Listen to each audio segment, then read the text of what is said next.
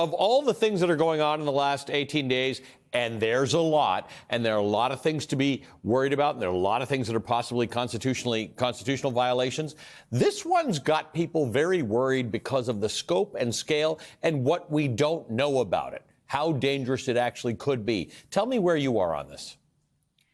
I think this is one of the most significant threats to our democracy and our privacy that we've seen in the last 2.5 weeks.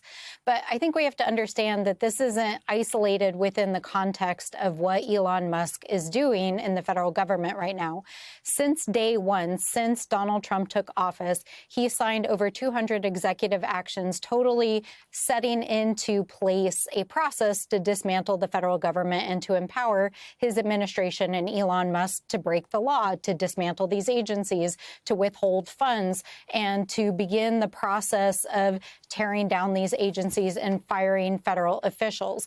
But the data breach and the infiltration, not only of the Treasury system's data, but also all of the federal agencies. Yesterday, I was at EPA. Every single federal agency right now, we understand, has DOJ operatives in it who are hacking those systems. They're hacking the sensitive data of federal employees. They're taking down sensitive data. We believe they may be downloading it to private servers, and we don't know what they're doing with that data. But one thing I can tell you that is a common thread across all of this lawless behavior is that we know that not only are House Republicans not holding them accountable, they are preparing to put together one of the largest tax breaks for their billionaire buddies that they've probably ever done in history, and they're looking for savings. And we know that they're going to go after Medicaid. They're going to go after payments that our low-income families depend on, because they already tried it last week when they did the federal funding freeze. They shut down the Medicaid system.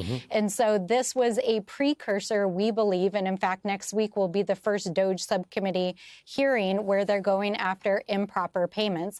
All of this is laying the groundwork for them to slash and eviscerate these agencies and federal funding so that they can put it into the pockets of their billionaire friends. Except that there is a legal way to do this that doesn't involve non-governmental employees, right? That is what the budget process is in the United States Congress. That is what the appropriations process is. The appropriations process is the only thing that you at Congress have to do that's written into the Constitution.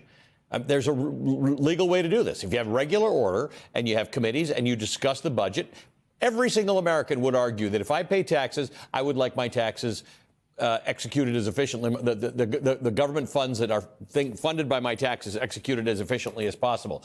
Why do we need Elon Musk and his minions, who are not government employees without the necessary security clearances, in and about these governmental systems? Well, what they're trying to do is so vast and was outlined in Project 2025. They've been planning for this for years.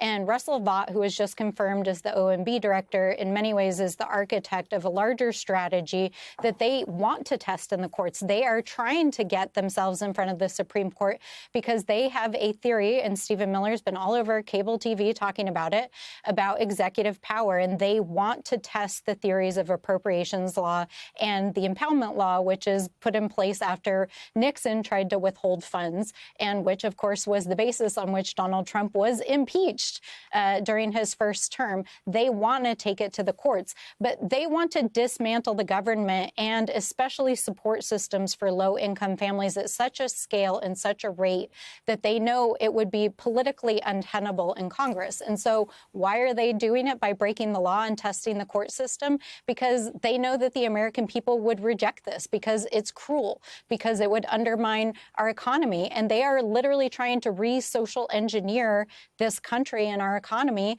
to benefit themselves, to,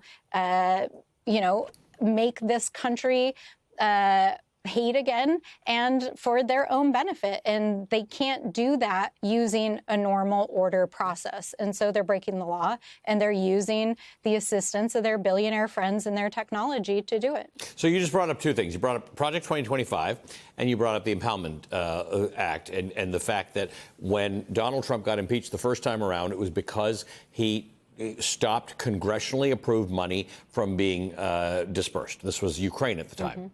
There's one thing both of those two things have in common. Project 2025 and the Empowerment Act. Russell Vought, who's now the head of the OMB. The same guy who did that back then and encouraged that idea and denied the success of the reality of the 2020 elections is now in charge of the Office of Management and Budget. So it's that 922-page document that nobody wanted to read is now coming to fruition. And he's one of the architects of it. In fact, when he left the Trump administration in the first term, he and many of the friends and mega donors in their circles, reached out to the Heritage Foundation. They helped establish these other organizations, and they literally wrote the document and put together the legal theories and, by the way, the executive orders that Donald Trump signed on day one. So all of this these are not isolated activities. They're all part of a larger strategy that this group of folks who've come back into office, who are trying to steal our government and dismantle our agencies and steal our democracy from us, are executing on, that they've planned for several years. There's this neat thing going on because a lot of people are kind of worried, where's the resistance of 2016 and where are all these people? These phone calls coming into Congress. Do you think that's having any effect on your Republican colleagues? Because I would assume most of the phone calls are going to their offices. I think so. No, well, I'll say this. The phone calls are coming to all of us. We are receiving hundreds and hundreds of phone calls. And also, I can tell you on Monday, I did a telephone town hall out to my constituents. We had 12,000 New Mexicans sign on. People are terrified right now, and hundreds of people are calling our offices. And while we do not see outward signs of resistance from the vast majority of Republicans right now, I am heartened to see that Lisa Murkowski and Senator Collins have issued, even if mild statements, calling into question what Elon Musk is doing. We have heard a lot of reports that Republicans are privately calling the White House and essentially asking them what the hell they're doing. So yes, keep up the pressure. The American people need to continue to have their voices heard, continue to call your representatives. We have to stop them. And the Republicans are the ones who hold the keys here. Congresswoman, good to see you. Thank you for being with us. Congresswoman Melanie Stansbury.